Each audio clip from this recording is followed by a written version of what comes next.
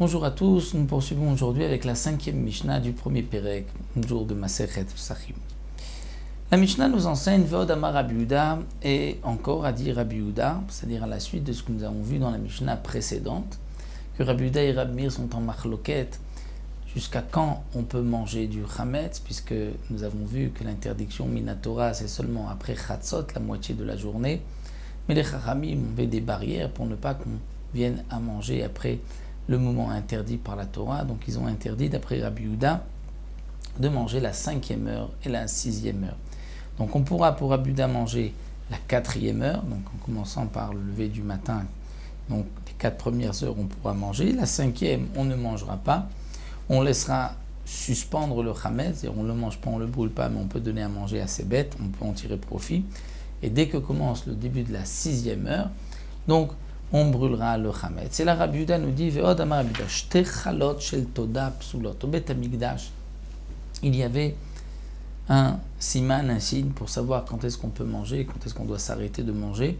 Il y avait deux chalot du korban toda. Le korban toda, c'est un korban qu'on doit apporter lorsqu'on vient remercier Akadosh Baruch Hu, lorsque quelqu'un est sorti de prison, lorsqu'il a traversé la mer, lorsqu'il était malade, ou lorsqu'il a traversé le désert, il devra apporter un korban toda. Dans ce korban toda, des remerciements, c'est un korban shlamim, mais il y a des pains. Il y a 40 pains que l'on doit apporter qui accompagnent le korban. Dans ces 40 pains, il y a 10 pains qui sont chametz. Et les Bnei Israël qui montaient au moment des 3 fêtes à Yerushalayim, donc apportaient tous leurs vœux, tous les korbanot, toutes leurs obligations, et ils devaient les sacrifier pendant le temps qu'ils étaient à Yerushalayim. Lorsqu'ils habitaient loin de Yerushalayim, ils ne pouvaient pas à chaque fois monter leur korban, donc ils attendaient les fêtes et apportaient tous leurs korbanot. Comme le korban toda est un korban où il y a du chametz, c'est-à-dire les pains, il y avait dans les 40 pains 10 pains de chametz, et que ces pains devaient être mangés, donc on ne pourra pas les apporter, bien sûr, pendant Pessah. On ne pourra pas non plus les apporter le 14, un jour avant Pessah, parce que si on les amène le 14, on va limiter dans le temps de consommation de ces pains, puisque dès qu'arrive la moitié de la journée du 14, on ne peut plus manger de chametz. Et nous avons une interdiction de limiter la consommation des korbanot. Donc c'est pour cela que les Bnei Israël apportaient le 13, donc encore un jour avant, leur korban toda avec les pains pour s'acquitter de leurs vœux, de leur obligation d'apporter des korbanot. Et étant donné qu'il y avait énormément de korbanot toda le 13 et qu'on n'arrivait pas toujours à manger tous les pains du korban toda, donc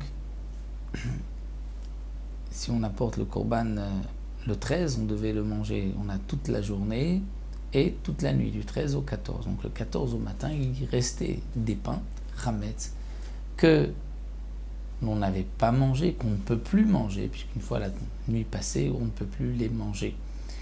Donc, 2 pains de toda, psulot, donc c'était psulot par l'ENA, parce qu'ils avaient passé la nuit, qu'on ne peut plus les manger, étaient munachot posés al gag haitztaba.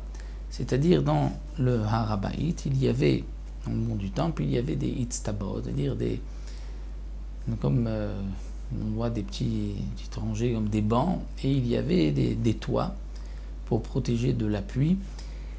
Et donc on mettait 2 pains de toda sur le toit de cette hitztaba, et on pouvait voir ces pains de loin. Kolzman shimunachot, tant que les 2 pains de toda était posé, on savait qu'on peut manger le chametz.